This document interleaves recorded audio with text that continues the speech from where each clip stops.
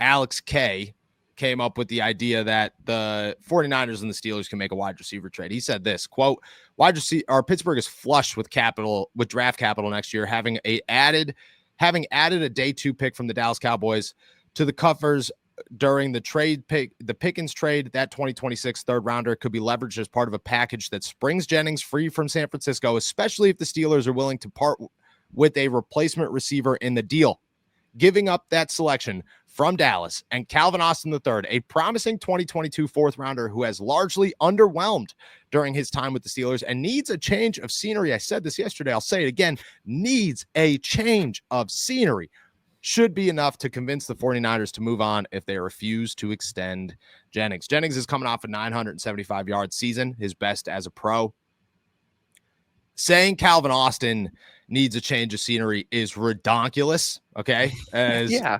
It's just a bad take. It's just a really bad take to say Calvin Austin needs a change of scenery when he hasn't had a quarterback like anybody else has stardom, but the Steelers love the guy. The Steelers want him to be part of this. 28 years old is Jauan Jennings, just turned 28, wants a new contract. We'll start with Calvin Austin. We'll break it down from there into how realistic an actual trade can be. But would you give up Calvin Austin for Jauan Jennings? I think I asked you this yesterday as TJ got signed. So I don't think we got an answer, but we'll go through it today. Would you sign it? Would it even be on the table? No, that's an awful trade for the Steelers, in my opinion. I thoroughly disagree with the idea that Calvin Austin needs a fresh start. Calvin Austin is very well respected by the Steelers. They value him highly. Their wide receivers coach literally called him their wide receiver 2 earlier this summer. So if that is the means for a change of scenery, then I guess you and I do too, because we compliment each other too much. So I don't know what that means. So I think it's ridiculous to even have a conversation about Calvin Austin needing a change of scenery. Even more ridiculous is the fact that a third round pick plus Calvin Austin, who he refers to as a replacement level wide receiver, would be such a wildly huge give up for the Steelers to bring in Jauan Jennings. A third round pick, sure. I guess I wouldn't give up Calvin Austin to bring in Jauan Jennings, but I could see like a worse performing wide receiver being a part of the deal with like a 6th round pick or like a 5th round pick with like a 7th coming back to the Steelers. But for the Steelers to give up a promising young wide receiver, a 3rd round pick, which they have made great value on over the past couple of years under Omar Khan, would be like, for me, I feel like that would be like saying you're going to give up would you give up a 2nd round pick straight up for Jauan Jennings? I wouldn't do that. No chance. But I think the value of a 3rd round pick plus Calvin Austin is like somewhat equal to that. And so in my mind, that's like the weird mathematical computation I'm doing to get to, hell no, I would not make that trade at all for Jauan Jennings, especially when he needs a new contract. I wouldn't even give him a 3rd round pick. I'd start the negotiations as a 6th and next year's 5th. That's what I put on the table for. What has he done? He's got 975 yards in one season. Do you want to know what the year before that was? It was like 280 yards. Like, I get it. Jauan Jennings might be good, and I like Jauan Jennings, and I think Jauan Jennings would come to Pittsburgh and fit in so well. I really do. I think he's got so much upside.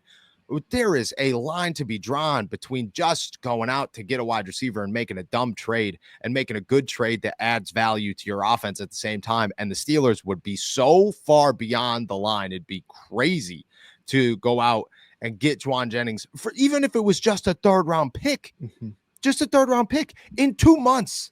In 2 months, we might be talking about Chris Olave getting moved for a 3rd round pick. And you're telling me Jauan Jennings is in the same, but he's not even close. He's not even remotely close to the same talent level. I get it, injuries, but I don't care. He's got one good year. You don't do that for a guy who's got one good year. It doesn't matter, especially giving up Calvin. Like, Calvin, I remember talking to a scout the year Calvin got drafted. It was actually like almost immediately after he got drafted. I got a text from a scout saying this guy should have went in the 2nd round. And I was like, that's kind of nuts. That's the talent level that he's got. Now, has he put it on the field? Nobody's had moments. He's had moments where Calvin Austin has caught the football and made some crazy play. Mhm. And we're going, wow, man, dude, if he had a quarterback, he'd probably be doing that all the time. I still remember watching him run slants and stand open in the middle of the field. Like Pat Freiermuth, they were like pals out there, just like throwing a picnic, having a party because Russ was nowhere to be found looking at them. He was staring George Pickens down from a mile away. Like he's just never had. He's Or got Zach Frazier's nameplate. that's, that's exactly what it was. Like it just doesn't. I would never. I think Calvin Austin for Juwan Jennings straight up is almost a trade that adds value, equal value to both teams. And I wouldn't do that. Like I just wouldn't do that. Now a 4th round pick, a 5th round pick, we could have a conversation. I think a 4th is still high for Juwan Jennings. I think 5th is good, especially if you're going to have to pay him. But I'm not. There's like almost no part. There's a 0% part of me that would make this deal for Juwan Jennings. It would look so stupid to like. There's no world where Juwan Jennings is as good as a wide receiver as George Pickens right now, right? Like it, No. and that right. So the Steelers, parted with George Pickens for a 3rd round pick. So you're telling me they would give up a 3rd round pick plus a roster player to bring in a worse wide receiver? That just makes 0 sense to me. And the part you mentioned about like the Chris Olave, we could be. I agree with you 100%. If it's not Chris Olave, insert another name here. Yes. I think we're going to be talking about how the wide receiver trade market became so diluted, in a couple of months that people were going way undervalued for way less than we thought. So for the Steelers to be quote unquote aggressive now and to give up even more for less production, less worthy of a player, for more money to be spent in a couple of months with a new contract, I think is just asinine. So no, don't like it. Don't want to see it happen at all. What would you sign Jennings to if he showed up in Pittsburgh? Well, what do I actually think he's worth? I like seven, like you were Omar. $16 to $18 million per season. I would feel comfortable with that.